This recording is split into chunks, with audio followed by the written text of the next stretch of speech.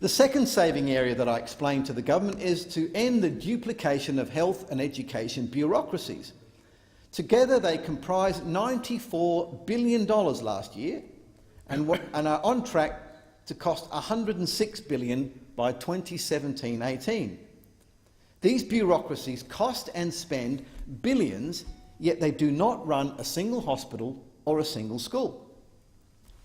The health and education budget lines in the budget papers are the second and third individual portfolio areas with the largest cost to Commonwealth taxpayers. Yet Section 51 of the Constitution makes it clear that what federal responsibilities are: foreign affairs, trade, commerce, tax, communications, the military, quarantine, currency, copyright, marriage and family law, pensions, and of course corporations. Madam Acting Deputy President, there's no mention of hospitals, schools, disability services, pink bats, carbon dioxide emissions, or many of the other things that the federal government decides from time to time it wants to spend our money on. Or more to the point, borrow money against the Commonwealth to use taxpayers' money to pay interest on that debt. Family First strongly believes in federalism, and as such, in having a Commonwealth government that sticks to its own constitutional responsibilities and leaves the rest to the states and territories. If it's not about trade, tax, troops or the family, then don't ask us to raise taxes for it and don't ask us to spend on it. Health and education are state responsibilities, so the state should fund them. Those who spend the money should raise the money. At present, the Commonwealth raises the money and the states spend it, and we all know what happens when people spend money raised by someone else. To go further on this duplication argument, I agree with my colleague Senator Lionhelm. There is no need for any government to run a single school. There is sufficient know-how and capacity in our community for schools to be run by non-government bodies. Fund students directly and let their families decide where the student funding is spent. Get out of the business of running school. The third saving suggestion I gave in July is a simpler question of running things more efficiently by eliminating some of the ridiculous costs of office fit-outs and other wastes of money that we see and hear about all the time in this place. 10,000 here, 50,000 there, it all adds up. And not only that, it develops a culture of disregard for the person who worked in a factory or on a hospital ward or in a classroom or on the land, and their hard-earned taxes that pay for it all. Madam Acting Deputy President, I was elected on a platform of every family a job and a house. On housing, I have told the government they can save at least $600 million a year by reducing grants to those states which engage in price gouging of residential land holdings through their land management corporations. The Commonwealth Government could also immediately sell off its own surplus land to address housing affordability. The benefits from the sale of this land would create a multiplier effect. More housing activity, more employment, more income tax raised, more building materials made and sold, more white goods and appliances, more soft furnishings, and of course, more GST.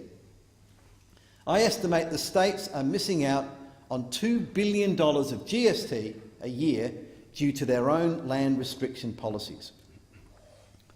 Now, on this point of housing, I note the Commonwealth is planning to lift spending on housing. The Commonwealth is planning to lift spending on housing from $4.8 billion this year to $5.1 billion in 2017-18. If state governments woke up to the fact that their urban planning policies were based on myth and misinformation, the Commonwealth could save all that money. I defy any state government to substantiate its urban densification, urban consolidation claims. They are wrong, they are misguided. Claims that urban densification is good for the environment, that it stems the loss of agricultural land, that it encourages people onto public transport, that it saves water, that it leads to a reduction in motor vehicle use, that it saves on infrastructure costs for government are false.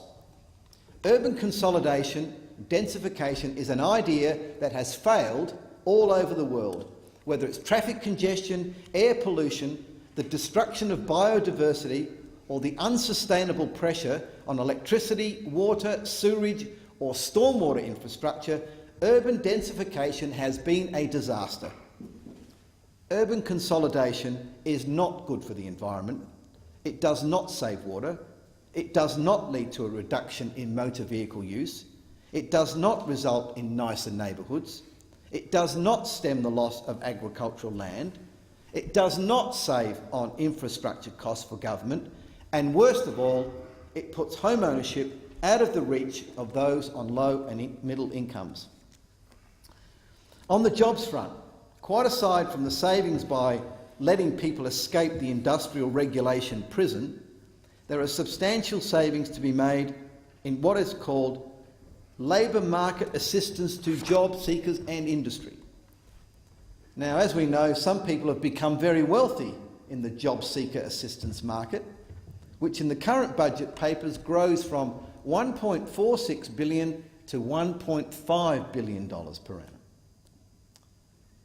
Job seekers know where to find jobs on terms and conditions which suit them, but the government won't let them take them. There are massive savings to be made there. I've also made the point during the recent carbon farming debate that the $2.5 billion allocated to so-called direct action is totally unnecessary. I see no need to repeat my arguments here, but the saving opportunity there is massive and clear. I hasten to add that I agree with Senator Lambie from Tasmania in including hydroelectricity in the renewable energy target. A review of the RET would see a further saving to government to make it reflect far better Australia's actual renewable energy achievements.